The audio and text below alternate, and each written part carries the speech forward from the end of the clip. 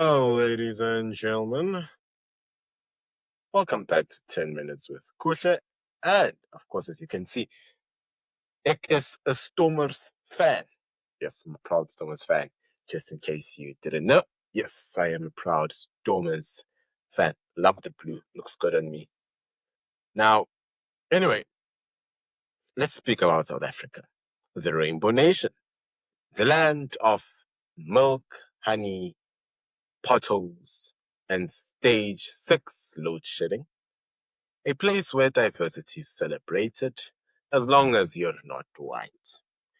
Welcome to 10 Minutes with Kuse, the only show brave enough to say what your ANC aunties are whispering after 3 hunters' drive.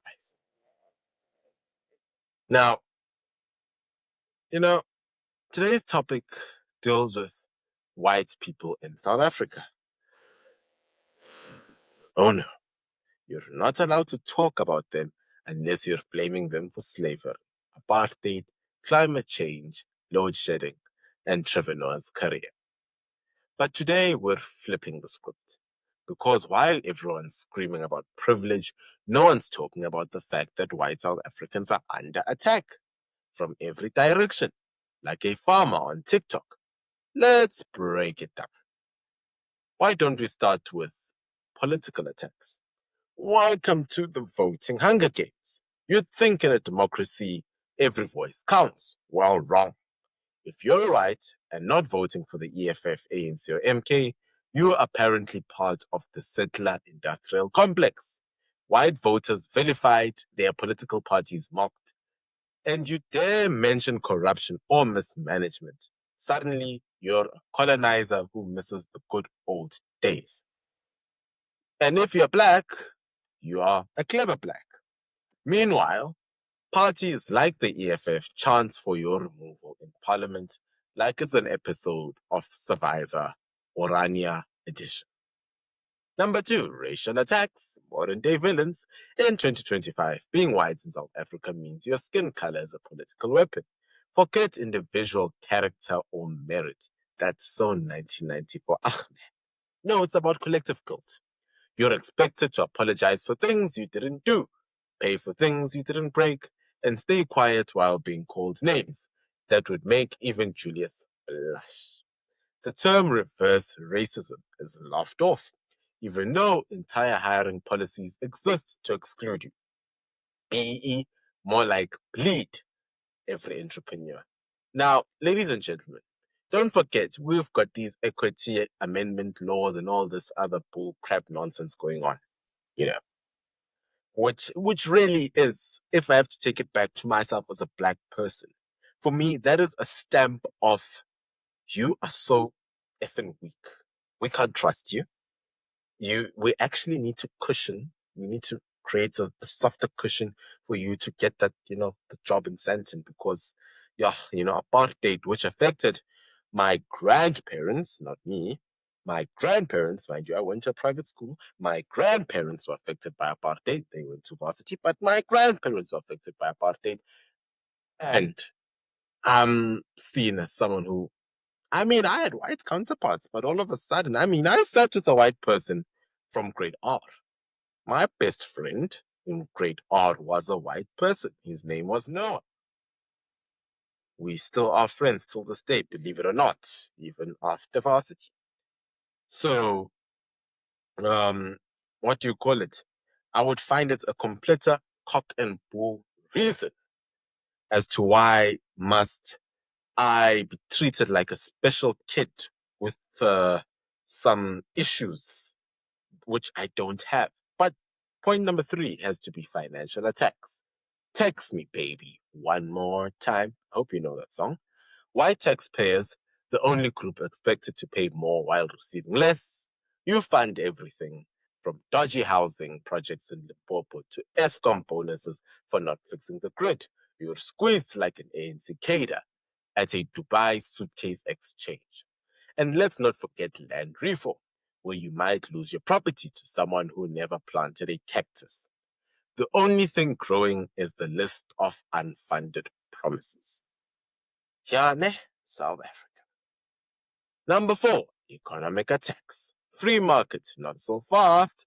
South Africa claims to love free markets, but only when the right people are getting tenders. You know, those BE guys. If you're a white entrepreneur, good luck, buddy. The game is rigged. Tighter than an SAA budget. Want to bid for a government contract? Sure. Just make sure you're 51% owned by someone who went to school with the mayor's cousin's yoga instructor, aka BE. Number 5, language attacks, English or past Afrikaans, or get cancelled, gone, finished, except in the Boer or maybe a meat market in Pretoria. No. Language diversity is supposed to be protected, but try speaking Afrikaans in a government office and watch the HR alarms go off. Meanwhile, English is the state religion, even if the officials can't speak it. And I've seen this before in the city of Tshwane, where there were Afrikaner colleagues who were not as greatly appreciated. These are municipal structures. And you ask yourself if Afrikaans is a recognized language in South Africa, an 11th official language, one of the oldest languages in South Africa, a language that we should be proud of, both black and white. Yes, it's mostly spoken by our white counterparts, but it's an African language. It's our language, you know? The same way white people should feel like Zulu is their language, because it's us, it's South African. I mean, let us leave these race baiting politicians and let us stop them from segregating us. But let's move. Point number 6, societal attacks. Just smile and apologize. Say cheese for me. White South Africans are expected to tiptoe through society like racial ballerinas. Want to talk about crime? Well, nope, you're racist. Want to feel safe on your farm? Racist. Want your kids to go to a decent school without being told they're oppressors at age 7? Racist. You're the national punching bag and still expected to clap politely when you're hit. And if you defend yourself, oh no, nay, nay, you just committed a thought crime. Number 7, general life, just try exist, but being white in South Africa is like playing life on hard mode, with the added bonus of being blamed for the lag. Crime, corruption, collapsing infrastructure. You're expected to stay quiet, keep paying, and pretend you're not being targeted. Want to immigrate? You're a traitor. Want to stay? You're a dinosaur. It's a lose-lose unless you join a commune and live off the grid with a windmill and a prayer. So, ladies and gentlemen, you know, South African politicians are race-baiting people, especially those outside of the DA. I mean, we have seen the sheer arrogance some of them have. They are not ashamed to sing and chant songs like Kill the Boer. You know, Ramaphosa is honestly not standing up for South Africans. He really isn't. Julius Malema, don't even want to go into that. I think we've given him enough airtime. Jacob Zuma is another guy. Herman Mashaba. Sometimes you think these guys have gone senile. But nonetheless, here's the thing, comrades. This isn't about winning. It's about warning.